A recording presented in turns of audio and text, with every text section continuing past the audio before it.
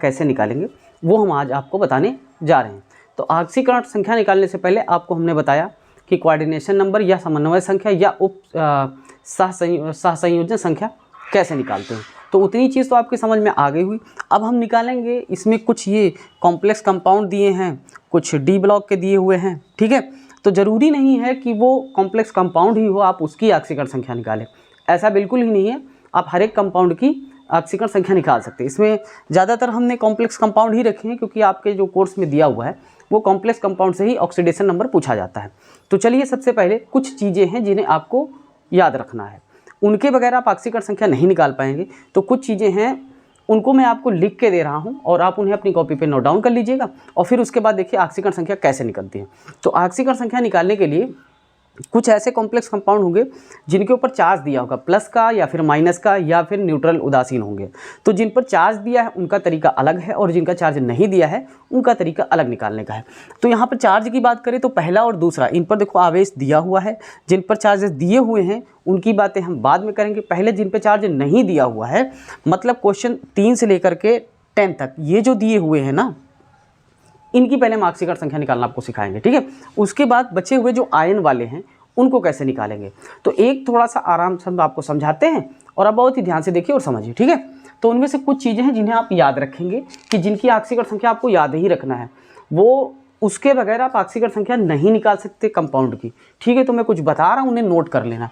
जैसे यहाँ पर मैं कुछ लिखने जा रहा हूँ, जैसा कि सोडियम है, पोटेशियम है और हाइड्रोजन है।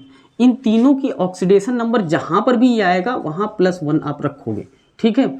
और याद रखना कि केवल अगर ऑक्सीजन आता है तो इसकी -2 ऑक्सीकरण संख्या रखोगे, ठीक है। और कुछ माइनस वाले भी आते हैं जैसे साइनो है, क्लोरीन है, ब्रोमीन है, आयोडीन है और फ्लोरीन है। इन सब की ऑक्सीडेशन नंबर आप -1 उनकी जगह पे पुट करोगे, ठीक है। और कुछ जीरो वाले भी हैं जिनको आप याद रखेंगे, जैसे आपका अमोनिया आ जाएगा, ठीक, कार्बोनिल ग्रुप आ गया, या डायरेक्ट आपके कहीं H2O लिखा मिल जाए, इसके सीधे आप ऑक्सीकरण संख्या 0 पुट कर देंगे, ठीक है। और इसकी ऑक्सीडेशन नंबर आप 0 पुट करेंगे। तो उम्मीद है कि आप इतना तो आप याद ही रखेंगे, ठीक है। तो ये सिर्फ आपको याद रखना है। मैं थोड़ा लिखे दे रहा हूँ आपको,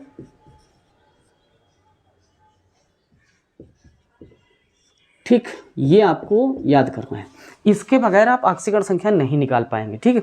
मैं देख लेता हूँ कुछ और है जो आपको यहाँ, एक चीज़ और है सर जिसे आप याद रखेंगे। जैसे ये आपका -2 दिया है, यहाँ पर कहीं ऑक्सीलेट भी आ जाएगा, C2O4 ये आ गया तो इसकी जगह -2 रख दोगे, ठीक है। थोड़ा सा मैं और बढ़ाए दे रहा हूँ। और या फिर यहाँ पे एक सल्फेट ग्रुप आ गया, ठीक है, तो इसकी जगह पर भी आप -2 ही रखेंगे, ठीक है। उम्मीद है आप इतनी चीज़ें समझ पाए हैं और इनसे देखिए हम लोग कैसे ऑक्सीकरण संख्या इनकी निकालते हैं, ठीक। और साइनो हो गया, ये हो गया, इतना हो गया। चलिए आप इन्हें नोट करना चाहे तो नोट कर लीजिए, नहीं तो मैं आपको दिखाने जा रहा हूँ एक एक, ठीक है। तो मैं स्टार्ट करूँगा 3 नंबर से। तो जिनके ऊपर लाइन खिंची हुई है या जिनके नीचे लाइन खिंची हुई है उस धातु की ऑक्सीकरण संख्या निकाली, ना कि जो इसमें लिगैंड विगैंड दी है उनकी, हम धातु की निकालेंगे, ठीक है। तो धातु की ऑक्सीकरण संख्या निकालेंगे। और एक चीज़ आपको और ध्यान देना है, इसमें ये होता है कि किसी भी कॉम्प्लेक्स कंपाउंड में हो या साधारण कोई यौगिक हो, उसमें सभी तत्वों की ऑक्सीकरण संख्याओं का योग हमेशा 0 के बराबर होगा। बट ध्यान रखना कि उसके ऊपर क्या है ना, कोई भी चार्ज नहीं होना चाहिए। अगर चार्ज है तो चार्ज उसके इक्वल हो जाएगा। तो हम पहले 2 नंबर से स्टार्ट करते हैं। इनमें सभी तत्वों के ऑक्सीकरण संख्याओं का योग 0 होगा। तो पहले देखो सर 3 नंबर से हम स्टार्ट करते हैं ऑक्सीकरण संख्या, ठीक है।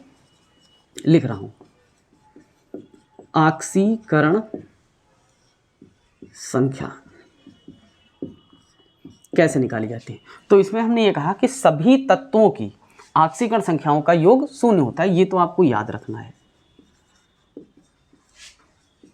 सभी तत्वों की ऑक्सीकरण संख्या का योग 0 होता है, ये आपको याद रखना है। जब कब साधारण यौगिक होंगे उनके ऊपर कोई चार्ज नहीं होगा, देखो इन पर कोई चार्ज नहीं है, मैं इनकी निकालने जा रहा हूँ, ठीक है। तो ध्यान देना, देखो इसको मैं कैसे करता हूँ। पहले तो आप इसको लिख लो, उसके बाद आप ओरल देखिए निकालेंगे। लिख लिया। और अब आप हर एक तत्व को जितनी संख्याओं में है उनको वैसे लिख लो, ठीक है। तो इसके सर हैं 5, तो Fe को हमने लिख लिया, ये लिख लिया, उसके नीचे अंडरलाइन मैंने कर दिया। अब कार्बोनिल समूह कितने हैं 5, तो उनको हमने ऐसे कर लिया, ठीक। और ये भी कहा है कि सभी तत्वों के ऑक्सीकरण संख्याओं का योग 0 के बराबर होता है, तो हम इन्हें 0 के बराबर रख देंगे। जिस चीज़ की ऑक्सीकरण संख्या निकालनी है उसे आप x मान लो, तो ये है तो हम इसे x मान लेते हैं प्लस 5। अब आप देखो कार्बोनिल की ऑक्सीडेशन नंबर कितनी है, ध्यान से देख के बताओ, 0। तो क्या करेंगे 5 से मल्टीप्लाई इसकी जगह रखेंगे 0, और अब आप देखो कितना आता है बराबर 0, तो x बराबर आ गया 0, ठीक। तो यहाँ पर आयरन की ऑक्सीडेशन नंबर आ गई 0। लेकिन ऑक्सीडेशन नंबर निकालने पर भी अगर आपको आंसर की जांच करनी है तो आप देख लेना, पहले सुनो ध्यान से। क्या है कि इसमें ये होगा कि जिस वर्ग में जो तत्व स्थित होगा मैक्सिमम उसकी ऑक्सीकरण संख्या उतनी हो सकती है, और अगर उससे ज़्यादा आती है तो आपका आंसर गलत है। या फिर जिस ग्रुप में उससे कम भी हो सकती है लेकिन उससे ज़्यादा नहीं होगी। तो देख लिया यहाँ पर आयरन की ऑक्सीकरण संख्या आ गई 0। क्या 0 ग्रुप में आयरन स्थित है? नहीं है, लेकिन वो उस ग्रुप से तो कम तो है ना, तो ये ऑक्सीकरण संख्या इसकी हो गई। तो एक तो आपका आंसर ये वाला हो गया, ठीक। अब हम आते हैं दूसरे नंबर पर, चौथे क्वेश्चन को करने के लिए। चौथे क्वेश्चन में है पोटेशियम फेरोसाइनाइड K4FeCN का होल 4, ठीक। बस ये करना है आपको, सॉरी यहाँ पर होल 6 होगा, ये वाला आप कर लीजिएगा, ठीक है। यहाँ पे मैं कर रहा हूँ होल 6, ठीक। पोटेशियम फेरोसाइनाइड अब करना है इसको, हर एक तत्व को बाई पार्ट आपको अलग अलग लिख लेना है। तो पोटेशियम के कितने अणु हैं 4, ये हमने लिख दिया, प्लस आयरन के कितने अणु हैं 1, तो आयरन लिख दिया। अब साइनाइड के कितने अणु हैं 6, उनको मैंने अलग लिख दिया। और इन सभी का सम क्या होगा, टोटल जोड़ 0 होगा। जिसकी ऑक्सीकरण संख्या निकालनी है उसे आप x मान लेना, तो 4K + x + 6 × CN बराबर 0। अब आप देखो पोटेशियम की ऑक्सीडेशन नंबर ये देखो +1 है और साइनाइड की -1 है। तो जहाँ K है वहाँ पर हम +1 रखेंगे, और जहाँ पर साइनाइड है वहाँ पर -1 रखेंगे, ठीक है। तो उम्मीद है इतनी चीज़ आपको समझ में आई होगी। चलो, तो ये हो गया 4 + x - 6 बराबर 0। मैं यहाँ ऊपर लिख रहा हूँ, थोड़ा इधर ध्यान दे लीजिएगा। तो यहाँ पर ये सब सिंपल होके 4 + x - 6 बराबर 0, और ये हो गया -2 = 0, तो x बराबर +2। ध्यान रखना है कि ऑक्सीकरण संख्या जिस सिंबल में आएगी, प्लस आती है तो प्लस, माइनस आती है तो माइनस, आप वैसे ही रखोगे। अब यहाँ पे आयरन देखो +2 आई है, इसी 2-4 मैं आपके सामने कंपाउंड्स का किए दे रहा हूँ, बाकी आप अपनी बुक से एक्सरसाइज से प्रैक्टिस करके देखिए, निकल आएंगे आराम से, ठीक है। तो अब मैं करता हूँ 5 नंबर वाले का। ये है K2HgI4। वैसे इसका सिंपल नाम इतना समझ लीजिए कि इसे नेस्लर अपकर्मक बोलते हैं। इसमें मरकरी की हमें ऑक्सीडेशन नंबर फाइंड करना है। मरकरी की ऑक्सीडेशन नंबर फाइंड करने के लिए पोटेशियम की और आयोडीन की दोनों की ऑक्सीडेशन नंबर आपको ऑलरेडी पता होना चाहिए। तो पोटेशियम की आप देख लो +1 है, और आयोडीन की आपकी -1 होगी, ठीक है। तो इन्हें बाई पार्ट हम अलग कर लेंगे एक एक। तो पोटेशियम के 2 मोल हैं, इसी तरह मरकरी को आप मार्क कर लीजिएगा, प्लस आयोडीन के 4, और इन सब का सम पूरा 0 होता है, ठीक है। जिसकी निकालनी है उसे आप x कंसिडर कर लीजिएगा, x को मान लीजिएगा, और ये हो गया 0 के बराबर 2। और पोटेशियम की होती है +1 ऑक्सीडेशन नंबर, इसी तरीके से 4 लिखा, और आयोडीन की सर होती है -1, और ये सारा 0 के बराबर होगा, ठीक है। तो 2 + x - 4 = 0। यहाँ से आप कैलकुलेट कर लेना, तो -2 = 0 और x = +2। With symbol with sign आपको ऑक्सीडेशन नंबर को लिखना है। तो मैं उम्मीद करता हूँ कि आपको ऑक्सीडेशन नंबर निकालना आ गया होगा। एक 6 नंबर का कर देता हूँ और एक 10 नंबर वाला जो दिया है, ठीक है। तो 6 नंबर वाला देखिएगा, ऑक्सीडेशन नंबर निकालने के लिए थोड़ा सा ध्यान रखिएगा, इनके जो लिगैंड दिए हुए हैं उनकी ऑक्सीकरण संख्या आप आराम से याद कर लेना, और देखो कितनी आसानी से आ जाता है, ठीक है। तो ये है आपका K3 और ये हो गया आयरन और ये हो गया ऑक्जेलेट और ये है 3 मोल इसके। ठीक है, हर एक पार्ट को आप अलग अलग लिख लेना आराम से।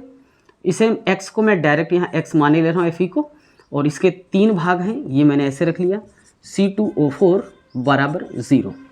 ध्यान देना पोटेशियम की ऑक्सीडेशन नंबर 1 होती है +3 और ऑक्जेलेट की -2 होती है। तो हमने यहाँ पे -2 रखा बराबर 0 की किया और मल्टीप्लाई कैलकुलेट करके देखेंगे -6 = 0 और यहाँ पे -3 बच जाएगा।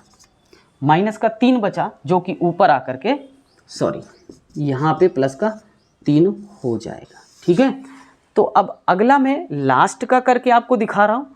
चलो एक ये और करे दे रहा हूँ, थोड़ा सा आपको इजी लगेगा। ठीक है,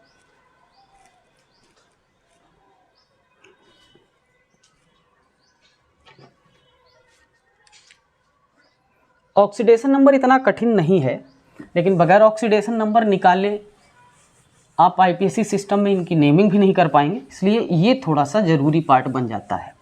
ठीक है, तो इस वाले पार्ट को मैं किए दे रहा हूँ, बाकी आप खुद से कर लेना। ठीक, ये हो गया कॉपर टेट्राएमीन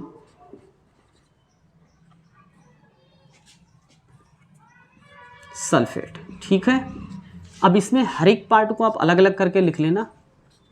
एमीन के 4 पार्ट हैं, ये 4 लिख लिया और ये एमीन ग्रुप यहाँ लिख दिया, प्लस सल्फेट को डायरेक्ट लिखो। देखो क्या फ़ायदा इसका मिलता है आपको, मैं बताता हूँ। कॉपर को X मान लेंगे +4, अब एमीन की ऑक्सीडेशन नंबर होती 0, वहाँ पे देख लो, तो मल्टीप्लाई 0 प्लस, अब सल्फेट की ऑक्सीडेशन नंबर होती है -2, तो यहाँ पे रख दिया मैंने -2 बराबर 0। तो ये टोटल 0 हो गया और ये -2 बराबर 0, और इसे बराबर को उस तरफ ले जाएंगे, पक्षांतर करेंगे +2, तो ये ऑक्सीकरण संख्या आ गई कॉपर की। लास्ट का ये वाला बचा हुआ है, इसे मैं सॉल्व करके आपको दिखा रहा हूँ। 10 नंबर का जो भी दिया है कंपाउंड, ये है कोबाल्ट और ये है पेंटाएमीन और एक्वा वाटर और ये है क्लोराइड। ठीक, हर एक पार्ट को आपको वैसे ही लिखना है। कोबाल्ट जिसकी ऑक्सीडेशन नंबर निकालनी है, तो ये मैंने लिखा कोबाल्ट प्लस एमीन के 5 अणु हैं, उनको मैंने लिख दिया।